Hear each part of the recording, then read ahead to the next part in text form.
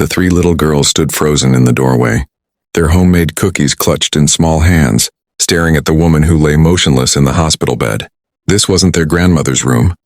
They had opened the wrong door. And the woman looking back at them with hollow, tearful eyes was a complete stranger who hadn't had a visitor in 73 days. What happened in the next 60 seconds would change everything. If stories like this touch your heart, we'd love to have you join our Sage Stories family. Hit that subscribe button and ring the notification bell so you never miss a moment of hope.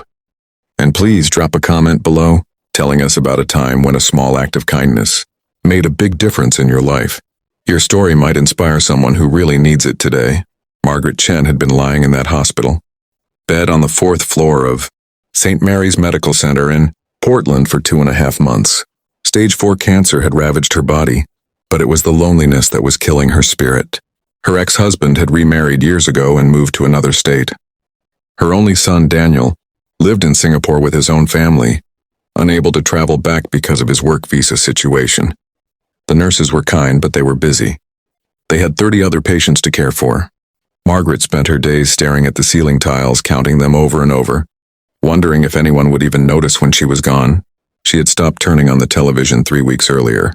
All those happy families in the commercials just made the silence in her room feel heavier.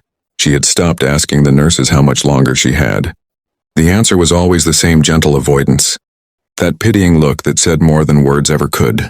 On this particular Saturday afternoon in late October, Margaret had made a decision. She was ready to let go. She was tired of fighting a battle she couldn't win in a room where nobody came. Meanwhile, down on the 2nd floor, 7-year-old Emma Rodriguez was trying to balance a plastic container of chocolate chip cookies, while her younger sisters, 5-year-old Sophia and 4-year-old Lily, skipped beside her. Their grandmother had been in the hospital for a week recovering from a hip replacement, and the girls had spent all morning baking her favorite treats. Their mother walked ahead, checking her phone for the room number she had scribbled down that morning. Room 412, she had written. But in the chaos of getting 3 excited girls through the hospital lobby, past the gift shop where they begged to look at the stuffed animals, and into the elevator where Lily had pressed every single button, the number had gotten smudged. When they reached the 4th floor and their mother glanced at her phone again, all she could make out was 4 and 2. Room 420, she thought. That must be it. The girls raced ahead, eager to surprise their grandmother. Emma reached the door first and pushed it open, her sisters tumbling in behind her, voices raised in cheerful greeting. Then they stopped. The woman in this bed wasn't their grandmother. She was thinner, paler, with wisps of white hair and eyes that looked like they had forgotten how to hope. For a moment, nobody moved. Margaret stared at the 3 little girls in the doorway. One held cookies. Another clutched a drawing that said, "Get well soon, Grandma," in crayon. The smallest one wore a shirt with a rainbow on it. They were looking at her with wide, uncertain eyes, clearly realizing their mistake. Margaret felt something crack open inside her chest, something that had been sealed shut for so very long. She did something she hadn't done in weeks. She smiled.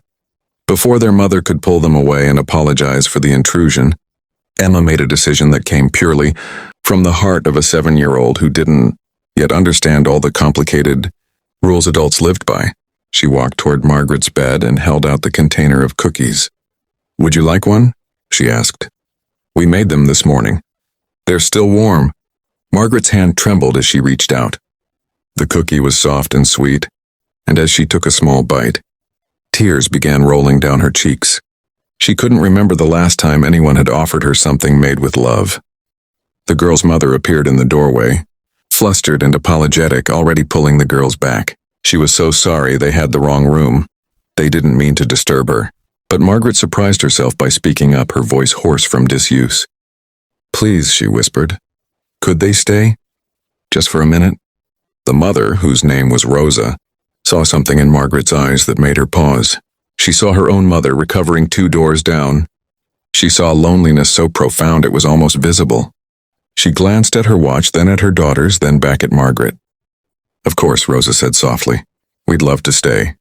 Emma climbed onto the chair beside Margaret's bed and started chattering about the cookies, how she had measured the chocolate chips all by herself and only eaten a few. Sophia shyly showed Margaret her drawing, explaining that rainbows meant hope. And even though Margaret wasn't their grandma, maybe she needed hope too. Lily, the youngest, simply leaned against the bed rail and stared at Margaret with the intense, unfiltered curiosity of a 4-year-old. "You look sad," she announced. "Do you need a hug?" Margaret nodded, unable to speak, and Lily's small arms wrapped around her with a fierceness that seemed impossible.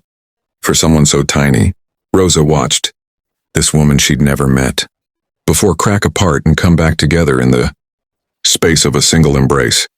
She made another quick decision. She texted her husband to come sit with her mother for an hour. Then she pulled up a chair and asked Margaret if she'd like some company. That afternoon stretched into something neither of them had planned. The girls colored pictures at Margaret's bedside table. Rosa called down to the cafeteria and brought back cups of apple, juice, and graham crackers.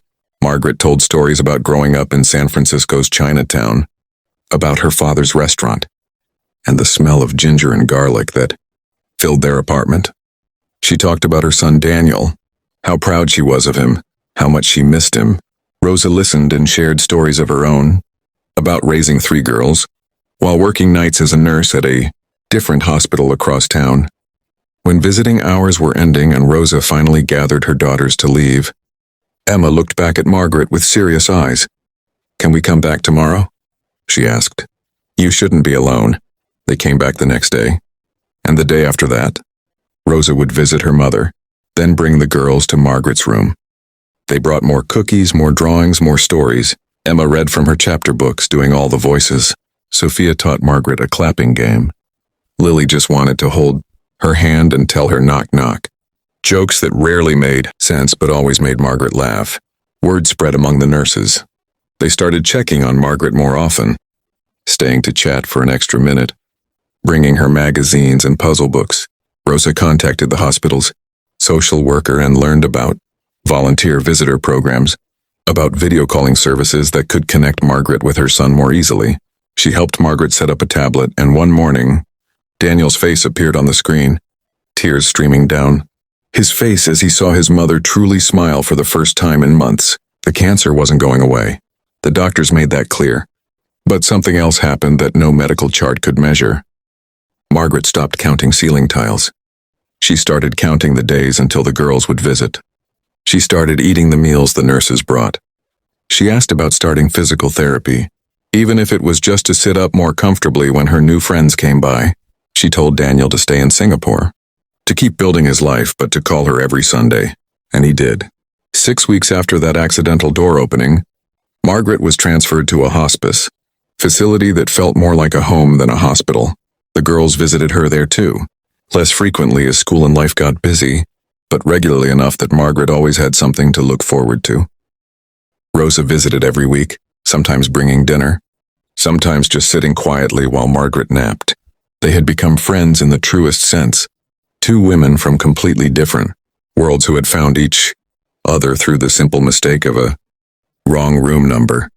Margaret passed away on a Tuesday morning in January with Rosa, holding one hand and a nurse holding the other.